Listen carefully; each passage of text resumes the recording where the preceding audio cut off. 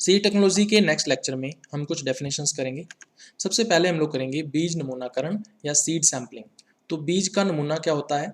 यह गुणवत्ता परीक्षण के लिए बीज ढेर से लिए गए बीजों की एक छोटी मात्रा है।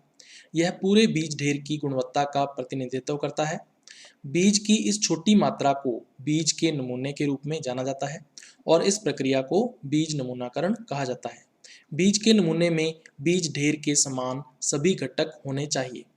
तो सीड सैंपल क्या है? This is a small amount of seeds taken from seed lot for testing the quality. It represents the quality of whole seed lot. This small amount of seed is known as seed sample and the process is called as seed sampling. Seed sample must contain all the components similar to the seed lot. तो इसको हम लोग flow chart से समझ सकते हैं। बीज नमूना क्या है? बीजों की एक छोटी मात्रा है जो कि बीज ढेर से ली जाती है। जो बीज नमूना है ये बीज ढेर की जो गुणवत्ता है उसका प्रतिनिधित्व करता है। इसके अलावा बीज नमूने के अंदर बीज ढेर के समान सभी घटक जो हैं वो उपस्थित होते हैं। इंग्लिश में अगर अपने बात करें तो सीड सैंपल क्या है? ए स्मॉल अमाउंट ऑफ सीड्स है taken from seed lot. Seed sample represents the quality of the seed lot. Seed sample contain all the components similar to seed lot. बीज के नमूने के प्रकार। बीज के नमूने 4 प्रकार के होते हैं। टाइप्स ऑफ सीड सैंपल की अगर अपने बात करें तो there are 4 types of seed samples. सबसे पहला है प्राथमिक नमूना। ये बीज ढेर के विभिन्न भागों से यादृच्छिक रूप से लिए गए बीजों की छोटी मात्रा होती है। बीज ढेर के आकार के अनुसार इनकी संख्या 3, 5, 8, 10 और 40 के रूप में भिन्न हो सकती है। प्राइमरी सैंपल है सबसे पहला type. These are small amounts of seeds taken randomly from different parts of the seed lot. Their numbers can be varied as 3, 5, 8, 10 and 40 according to the size of seed lot. दूसरा type है सम्मिश्र नमूना। यदि प्राथमिक नमूने समरूप दिख रहे हैं तो उन सभी को एक ही पात्र में मिला लेते हैं, इसे सम्मिश्र नमूना कहा जाता है। दूसरा टाइप है composite sample. If primary samples are looking homogeneous then mix up all them in the same container, this is called composite sample. उसके बाद तीसरा प्रकार है प्रस्तुत नमूना। यह सम्मिश्र नमूने से लिए गए बीजों की एक छोटी मात्रा है जो परीक्षण के लिए बीज परीक्षण प्रयोगशाला में भेजी जाती है, इसे प्रस्तुत नमूना कहा जाता है। प्रस्तुत नमूना सीलबंद पैकेटों के भीतर पूरी जानकारी के साथ भेजा जाना चाहिए। थर्ड टाइप है submitted sample. This is a small amount of seeds taken from composite sample and sent to the seed testing laboratory for testing is called as submitted sample. Submitted sample must be sent with complete information within the sealed packets. उसके बाद चौथा प्रकार आता है कार्यकारी नमूना। यह प्रस्तुत नमूने से ली गई बीजों की एक छोटी मात्रा है जो प्रयोगशाला के अंदर गुणवत्ता परीक्षण के लिए उपयोग की जाती है। तो फोर्थ टाइप है इसका working sample. This is a small amount of seeds taken from submitted sample and is used for quality testing inside the laboratory. तो इस फ्लोचार्ट से आप लोग समझ सकते हो, ये मान लीजिए बीज ढेर है, तो बीज ढेर से हमने रैंडमली या यादृच्छिक रूप से 3 अलग अलग जगहों से 100 ग्राम बीज जो है वो लिए हैं और इन 100 ग्राम बीजों को हम लोग बोलेंगे प्राथमिक नमूने। तो यहाँ पर 3 प्राथमिक नमूने हमने लिए हैं। अब अगर तीनों के तीनों प्राथमिक नमूने होमोजीनस या समरूप दिख रहे हों तो हम इन तीनों को क्या करेंगे, एक साथ मिश्रित कर लेंगे या मिक्सअप कर लेंगे और मिश्रित करने से 300 ग्राम जो बीज होगा इसको हम लोग बोलेंगे सम्मिश्र नमूना। अब सम्मिश्र नमूना जो है इसमें से हम लोग 150 ग्राम यानी कि छोटी मात्रा जो है 150 ग्राम जो बीज है उनको पृथक करेंगे और पृथक करने के बाद STL यानी कि सीड टेस्टिंग लेबोरेटरी को भेज दिया जाता है और इसको बोला जाता है प्रस्तुत नमूना। अब इस प्रस्तुत नमूने में से 10 ग्राम जो बीज सीड एनालिस्ट होता है या बीज विश्लेषक होता है उसके द्वारा ली जाती है और परीक्षण के लिए उपयोग की जाती है। तो इस 10 ग्राम को हम लोग बोलेंगे कार्यकारी नमूना। अब इसको इंग्लिश में हम लोग समझ सकते हैं। ये मान लीजिए सीड लॉट है, तो रैंडमली हमने 3 अलग अलग प्लेसेस से 100 ग्राम जो सीड्स हैं वो लिए हैं। इन 100 ग्राम सीड्स को हम लोग बोलेंगे प्राइमरी सैंपल्स। तो 3 प्राइमरी सैंपल्स हमने लिए।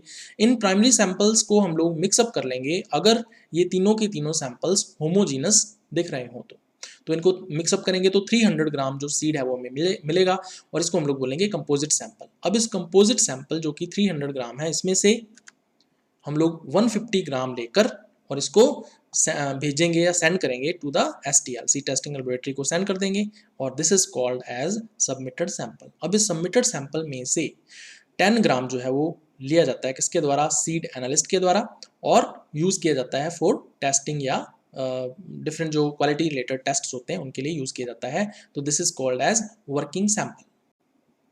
उसके बाद minimum number of primary samples की बात कर लेते हैं। तो ये डिपेंड करता है, निर्भर करता है सीड लॉट या बीज ढेर के आकार या साइज के ऊपर। अप टू 50 केजी तक का, 50 किलोग्राम तक का अगर बीज ढेर है तो उसके लिए 3 सैंपल लिए जाते हैं, 3 नमूने लिए जाते हैं।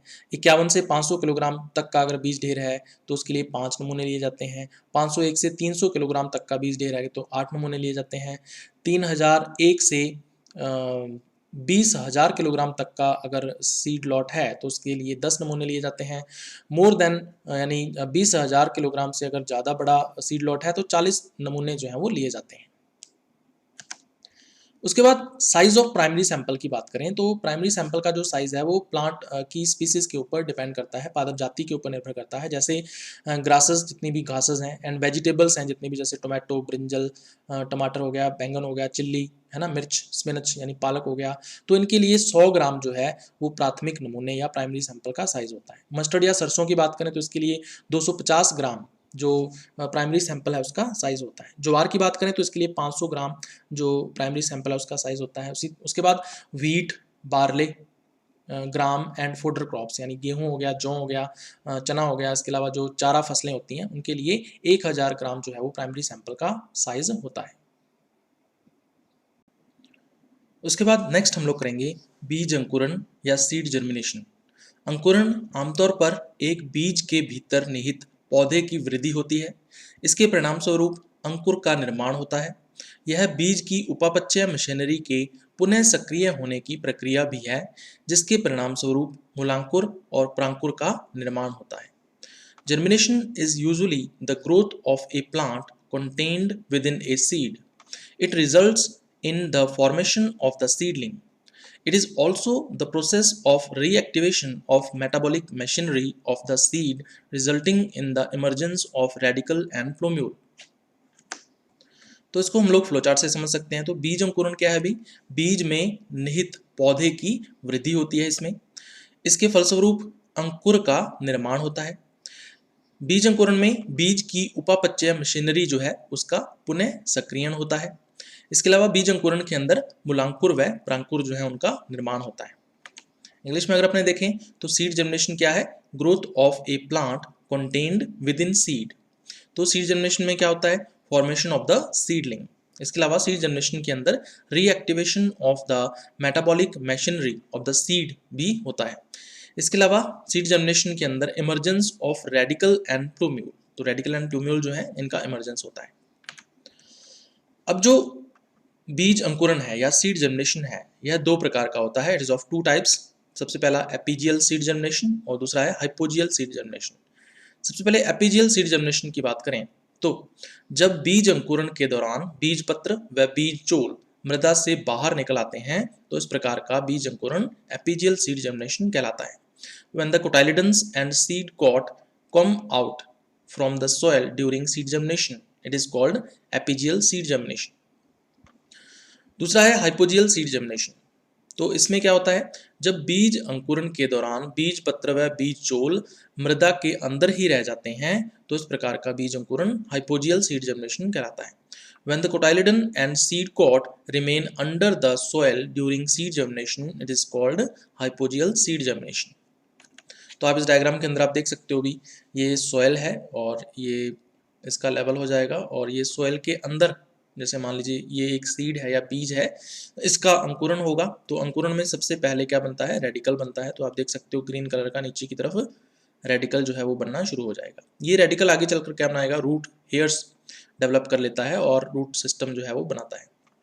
ठीक है, अब आप देखो ध्यान से, ये जो सीड कॉट है, ठीक है, या बीज चोल है, ये जमीन के बाहर निकल गया, देखो थर्ड डायग्राम के अंदर ये जमीन के बाहर निकल गया या सोइल के ऊपर निकल गया, तो इस प्रकार का जो सीड जर्मिनेशन है वो क्या कहलाता है, एपिजियल जर्मिनेशन या सीड जर्मिनेशन।